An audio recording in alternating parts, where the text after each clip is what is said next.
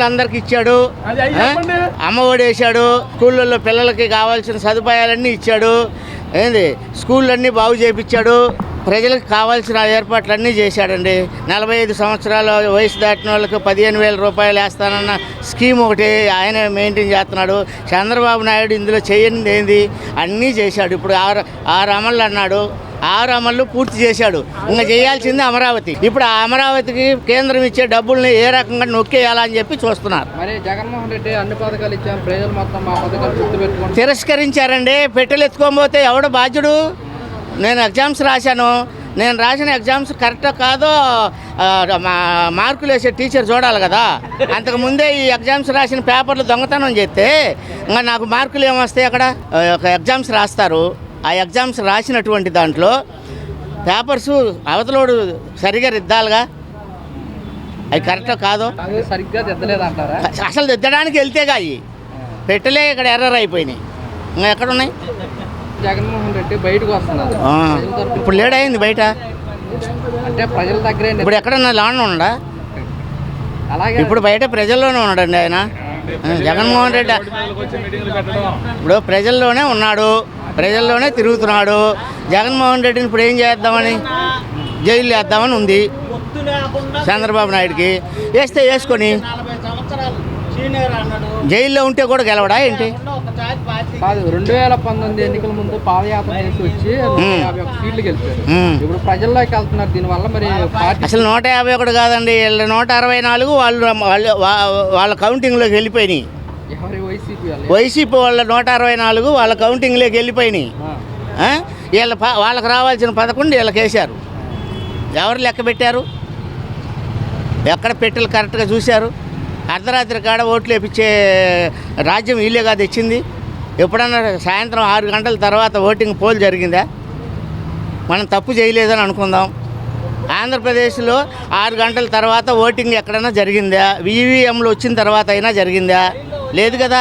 ఈవీఎంలు వచ్చిన తర్వాత అర్ధరాత్రి తర్వాత ఓట్లు ఎక్కడ జరిగినాయి? తెల్లవారుజాము దాకా ఓట్లు వేస్తే ఒక నియోజకవర్గం మొత్తం మీద ఒక ఊరిలో ఒక్క ఓటు పడుద్దా? ఆ ఊరిలో జనం అందరూ చచ్చారా? కనీసం 50% అన్న పోల్ అవ్వాలిగా. ఒక ఓటు ఏంటి? ఒక పెట్టెకి ఒక ఓటేనా పడేది? వైసీపీ వ్యతిరేకత వల్ల మాకు పట్టం కట్టారా? అవునండి, వాళ్ళు ఓటు వేయడానికి రాకపోతే వ్యతిరేకతలా? అంటే ఆ ఊరు మొత్తం తెలుగుదేశం కాబట్టి వాళ్ళకన్నా వేయాలిగా. నువ్వు ఒక ఈవీఎం పెట్టి తెచ్చి పెట్టావండి, ఓటింగ్ జరుగుతుంది. అసలు ఎవడో ఒకటి వచ్చి వేయాలిగా. తెలుగుదేశం వల్ల అయినా ఓటు పెట్టెలో వేస్తేనేగా ఓటు వచ్చేది. పెట్టెలో ఓటు వేయడానికి ఓటు వేస్తే ఏమైనాయి? ఊరు మొత్తం మేము ఓట్లు వేసామంటున్నారు, పెట్టెలో మాత్రం ఒకటే ఉంది. మరి టీడీపీ అన్నమాట, వైసీపీ అధికారంలో ఉంది కదా. నేను టీడీపీ అని విమర్శించట్లేదు, వైసీపీ అని విమర్శించట్లేదు. జగన్ చేసిన పథకాలలో మేము జగన్ చేసినవన్నీ తీసేస్తాము, మా పరిపాలన ఇలా ఉంటుందని చెప్పి ప్రజలకు చెప్పమనండి, లేదా తీసేయమనండి. తీసేసి ప్రజల్లోకి రమ్మనండి. చంద్రబాబు నాయుడు తప్పు చేస్తున్నాడని మేమేం అంటలా. ఆయన కూడా మంచి చేయాలని వచ్చాడు, చేయడానికి ఆస్కారం లేదు. ఆయన అన్నీ చేసిన తర్వాత ఏం చేయడానికి ఆస్కారం ఏది అక్కడ? ఆయన చేసినవన్నీ ఇది మంచిది కాదు, నేను తీసేస్తాను, ఈ పథకం నేను చేయను, ఈ పథకానికి బదులు ఇంకో పథకం పెడతానని చెప్పనండి చంద్రబాబు నాయుడిని. అప్పుడు మేము కూడా హర్షిస్తాం. ప్రభుత్వం మీద వ్యతిరేకత ఉందా లేదా అనేది మళ్ళీ ఎలక్షన్ పెట్టిన దాకా ఎవరికి తెలియదు కదా. మరి ఇప్పుడు 2027 జమిలీ ఎలక్షన్స్ అంటున్నారు. అసలు జమినీ ఎలక్షన్ అనేది చంద్రబాబు నాయుడు కాన్సెప్ట్ కాదు, జగన్ కాన్సెప్ట్ కాదు. అది మోడీ, అమిత్ షా దేశానికి సంబంధించిన సబ్జెక్ట్. అది వస్తే వస్తే, రాకపోతే రాదు. ఇప్పుడు 30 ఏళ్ళ నుంచి జమినీ వస్తుందని మేము అనుకుంటున్నాం. బిల్లు కూడా పాస్ చేశారండి ఏమండి, పార్లమెంట్లో బిల్లు పాస్ చేసినాయి, ఫైళ్ళు కట్టలు ఆడ పేర్కొని ఉన్నాయి. ఒక ఫైల్ని బయటికి తీయమనండి. కాశ్మీర్ ఏరియాలో జీవో నెంబర్ ఏదో ఒకటి కొట్టేశారు. అదేమైంది? మొన్న ఎలక్షన్ పెడితే బీజేపీ గెలిచిందా? నీకు ప్రజలు నాడి పట్టుకునే నాయకుడు లేడు, అది నేననేది. చంద్రబాబు నాయుడు అయితేనేమి, ఇంకొకళ్ళు అయితేనేమి, ఎవరైతేనేమి, వాళ్ళు చదువుకున్న చదువు ప్రకారం చంద్రబాబు నాయుడు అందరికంటే మంచి చదివే చదివాడు, మంచి అనుభవం ఉంది. అనుభవం ఉన్నప్పుడు ఈ పథకాలను డైవర్ట్ చేసే పరిస్థితి ఎందుకు తెచ్చాడు? ఇప్పుడు అమ్మఒడి వేయట్లేదు, పిల్లలకి చదువులు ఆగిపోయినాయి, ఫీజులు కట్టలేదు, తల్లిదండ్రులు ఎంత రిస్క్ పడుతున్నారు. ఏ స్కూల్లోనన్నా సున్నం వేశారా? వాళ్ళు ఉన్న 14 సంవత్సరాలలో పల్లెటూర్లలో స్కూళ్ళు ఎన్ని స్కూళ్ళు రిపేర్లు చేశారు, ఎంతమందికి కలర్స్ చేశారు. అదేంటంటే నువ్వు ఇప్పుడు సచివాలయాలకి మీ పార్టీ రంగులు వేసుకున్నారని చెప్పారు. ఇప్పుడు అన్న క్యాండిడేట్లు అన్నిటికీ ఎవరు రంగులు వేశారు? పసుపు రంగు ఎవరు ఆయన సొంతంగా కొనుక్కొచ్చేసాడా? ప్రభుత్వం డబ్బులు కాదా అవి? 5 రూపాయలకు భోజనం వస్తుందండి. 5 రూపాయలకు భోజనం వస్తుంది అసలు?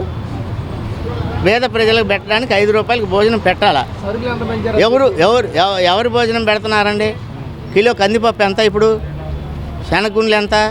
ఇంట్లో 4 కిలోలు తీసుకొచ్చుకునే వాళ్ళు కూడా బూతులు తిడుతున్నారు. ఏ మార్కెట్లోకి వెళ్ళండి, చిల్లర సరుకుల గురించి మాట్లాడండి. 156 రూపాయలు పామ్ ఆయిల్ అమ్ముతున్నారు మార్కెట్లోకి వెళ్తే. ఎప్పుడైనా అమ్మిందా? కూటమి ప్రభుత్వం అధికారంలోకి వస్తే నిత్యావసర ధరలు మొత్తం తగ్గిస్తూ ఉన్నారు. ఏది తగ్గితే ప్రజలు చెప్పుకుంటారుగా. తగ్గితే మాకు ఫలానా ఇదివరకు 3,000 తీసుకెళ్ళి నెలకు సరిపడా సరుకులు తెచ్చుకునే ఫ్యామిలీకి ఇప్పుడు 5,000 6,000 తీసుకెళ్ళినా కూడా సరుకులు రావట్లా. ఏంటి సంపద? ప్రజలకు వడ్డింపులు చేసి సంపద ఏంటి? కరెంటు బిల్లు ఎంత పెరిగిందండి?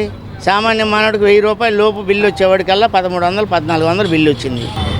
జగన్మోహన్ రెడ్డి ఏం చేసినా వీళ్ళు ఏం పడుచుకోరండి. వాళ్ళ చేతిలో ఉన్నంతకాలం ప్రజలు ఈ అవస్థలు పడాల్సిందే. అది ఈ 5 సంవత్సరాలు కళ్ళు మూసుకొని ఏదో ఒక రకంగా కోటీశ్వరుడు కూడా కూలికి పోయి అయినా డబ్బులు తెచ్చుకొని కొనుక్కొని బతకాల్సిందే. సంపద ఇదే, కోటీశ్వరుడు కూలోడు అవడం. ఏ వ్యాపారస్తుడు పని చేస్తున్నాడో చెప్పండి? ఇసుక ఫ్రీ అన్నారు. 1,500 రూపాయలకు ఇసుక ఇచ్చాడు చంద్రబాబు నాయుడు పోయిన 14 సంవత్సరాల పరిపాలనలో. ఇప్పుడు ఎందుకు ఇవ్వలేకపోతున్నాడు?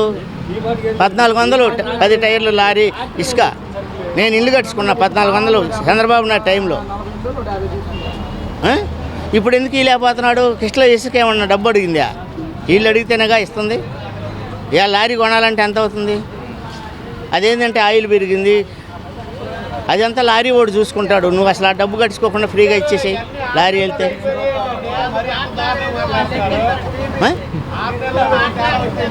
6 నెలలు, సంవత్సరము, 2 సంవత్సరాలని కాదు, పరిపాలన విధానం చేసే విధానంలో ఆయన చేసే కాన్సెప్ట్ ఏంటి, ప్రజలకు ఏం చేస్తాడు అది చెప్పమనండి. 29 మందో 28 మందో చనిపోయారు రాజమండ్రిలో తొక్కిస్లాట్లో. ఎవరికన్నా 10,000 ఇచ్చినవా? మొన్న గుంటూరులో చనిపోయారు, ఎవరికన్నా ఇచ్చినవా? కందుకూరులో చనిపోయారు, ఎవరికన్నా ఇచ్చినవా? అధికారంలో ఉన్నప్పుడు ఇచ్చే అవకాశం ఉన్నోళ్ళే ఇవ్వలేదుగా. ఆ అబ్బాయి కష్టం చేసుకున్నాడు, సంపాదించుకున్నాడు. ఆ అబ్బాయి వల్ల జరిగిందనేటువంటి అపోహ నెత్తిన పడకుండా ఉండటం కోసం సహాయం చేస్తున్నాను. హీరో అయితేనేమి ఎవరైతేనేమి హీరోలు మనుషులు కదా. ఇప్పుడు హీరోలు కూడా మన బయటకు వచ్చాక సెలబ్రిటీలని మనం చేతులు ఊపుతున్నాం, కానీ హీరోలు కూడా మనుషులే కదండి. ప్రాణభీతి ఉంటుంది కదా. అది ఆల్రెడీ చెప్తున్నాడు, నాకు అంత కొడుకున్నాడు, ఆ అబ్బాయి బ్రతకడానికి అవసరమైనటువంటి ప్రతి సహాయం చేస్తానంటున్నాడు.